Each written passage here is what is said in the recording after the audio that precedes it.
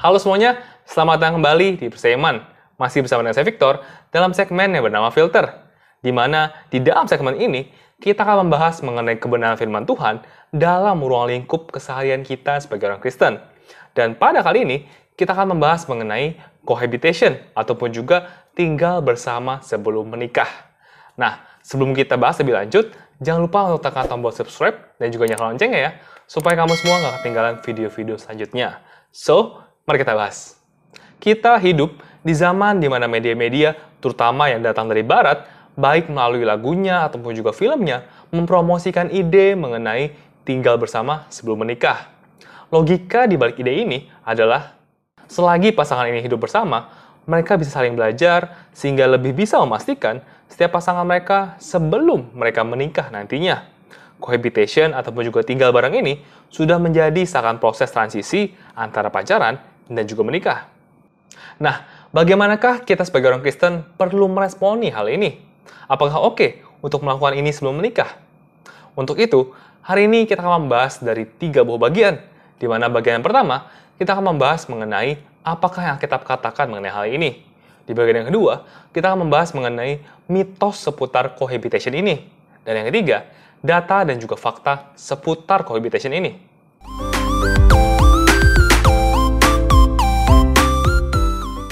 Pertama, kita perlu tahu bahwa Alkitab itu ditulis pada abad yang pertama, dan pada zaman itu tidak ada yang namanya pacaran ataupun juga tinggal bersama sebelum menikah.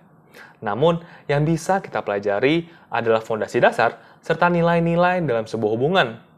Berikutnya, kita juga perlu tahu bahwa tinggal bersama sebelum menikah itu tidak bisa jauh-jauh dari yang namanya hubungan seksual. Iya, walaupun tidak semuanya melakukan itu, namun kebanyakan pasti melakukan hal itu. Dan ada banyak sekali ayat-ayat dalam Alkitab yang melarang hubungan seksual di luar konteks pernikahan. Semisal di dalam Ibrani 13 ayat keempat, pernikahan harus dihormati oleh semua orang, dan jagalah agar tempat tidur pernikahan tetap murni dan tidak bercacat, karena Allah akan menghukum orang-orang yang melakukan dosa seksual dan perzinahan. Ataupun juga di dalam 1 Korintus 7 ayat 9, tetapi kalau mereka tidak dapat menguasai diri, baiklah mereka kawin, sebab lebih baik kawin daripada hangus karena hawa nafsu. Ataupun juga di Efesus 5 ayat 3, kalian adalah umat Allah, sebab itu perbuatan-perbuatan yang cabul dan yang tidak senonoh, ataupun keserakahan tidak patut ada di tengah-tengah kalian. Jangan sampai orang lain mempunyai alasan untuk mengatakan bahwa kalian berbuat hal-hal seperti itu. Tuhan melarang hal ini bukan untuk membatasi kita, tetapi sebaliknya justru untuk melindungi kita. Karena saat kita melakukan hubungan seks, kita menjadi satu. Dan apabila nantinya hubungan tersebut berakhir, maka itu akan menciptakan luka yang amat dalam dan juga menyakitkan. Lalu, bagaimana misalkan tinggal bersama sebelum menikah, tetapi tidak melakukan hubungan seks? Pertama-tama, kita perlu baca terlebih dahulu Efesus 4 ayat 27. Kita tidak boleh memberikan kesempatan kepada iblis. Dan tinggal di rumah yang sama, tentu pasangan tersebut akan menghadapi godaan yang sangat besar dan sangat mungkin untuk mereka melewati batasan yang ada. Dan juga kita perlu ingat bahwa tinggal bersama artinya mereka akan bertemu setiap hari, makan bersama, menghabiskan waktu bersama secara terus-menerus, sehingga walaupun belum menikah, tapi rasanya sudah seperti menikah. Dan apabila akhirnya hubungan ini putus, akan sangat menyakitkan bagi kedua belah pihak. Jadi intinya, kita perlu sebisa mungkin menghindarkan diri kita dari godaan yang ada. Dan itu artinya, kita perlu menjauhkan diri kita dari cohabitation, ataupun juga tinggal bersama sebelum menikah nantinya. Kita juga bisa belajar dari Yusuf, di mana saat dia digoda oleh istri Potifar, ia lari sampai jubahnya ketinggalan. Begitupun yang harusnya kita lakukan.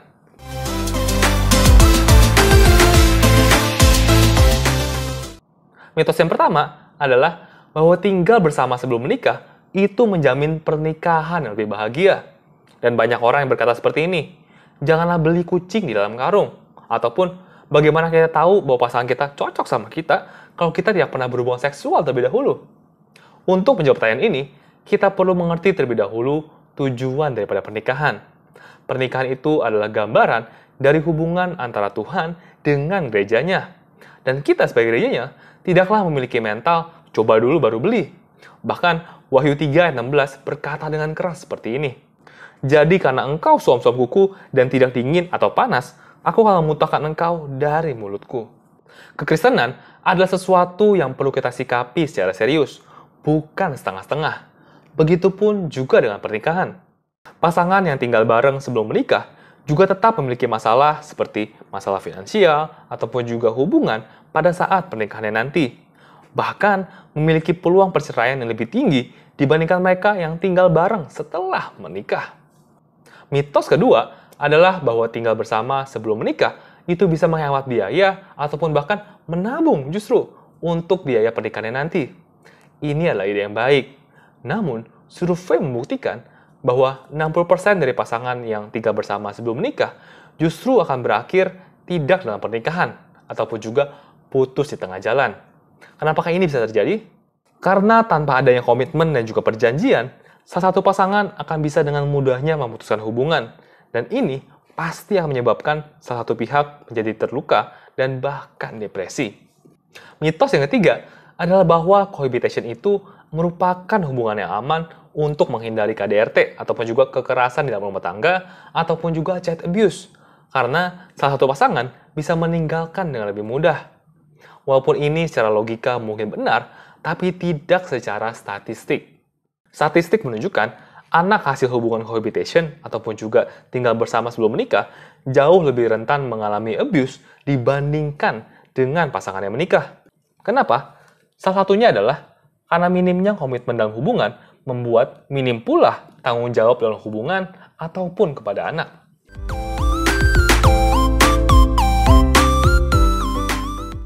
Fakta yang pertama adalah terkait stabilitas hubungan. Pasangan yang cohabitation menunjukkan level stabilitas hubungan yang lebih rendah daripada yang menikah. Begitupun dengan level kepuasan dalam hubungan.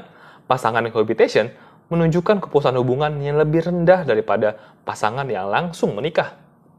Fakta yang kedua menunjukkan bahwa pasangan yang tinggal bersama sebelum menikah memiliki masalah seperti depresi dan juga alkohol yang lebih tinggi dibandingkan pasangan yang baru tinggal bersama saat menikah.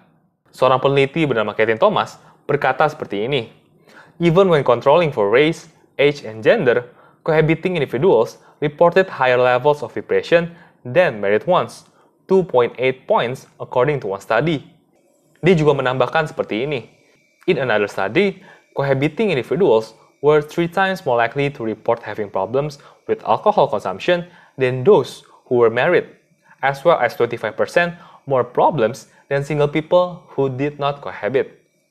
Fakta ketiga adalah bahwa betul, statistik menunjukkan bahwa pada tahun pertama pernikahan, pasangan yang belum pernah tinggal bersama sebelumnya memiliki resiko perceraian yang lebih tinggi. Itu betul, namun tidak dalam jangka waktu yang lebih panjang. Seorang ahli dalam hal keluarga bernama Scott Stanley berkata bahwa those who go straight into marriage without living together have a bigger immediate shock to negotiate after marriage, and as a result, have a short-term increased risk than greater than those already living together. But that's short-term, and the risks remain long-term. Overall, cohabitating couples who marry are about 33% more likely to get divorced than couples who did not live together before marriage. Jadi, terlepas daripada apapun yang budaya coba katakan mengenai tinggal bersama sebelum menikah, entah itu asyik, menyenangkan, ataupun juga hemat, kita sebagai orang Kristen perlu melihat ini secara lebih dewasa dan juga secara jangka panjang. Selain daripada hal ini melawan kehendak Tuhan dalam kehidupan kita, kita juga perlu mengerti bahwa secara statistik menunjukkan bahwa cohabitation itu tidak memiliki keuntungan bagi kehidupan kita. Oke guys, sekian dulu buat episode kali ini. Semoga episode kali ini bisa membantu kalian semua ya.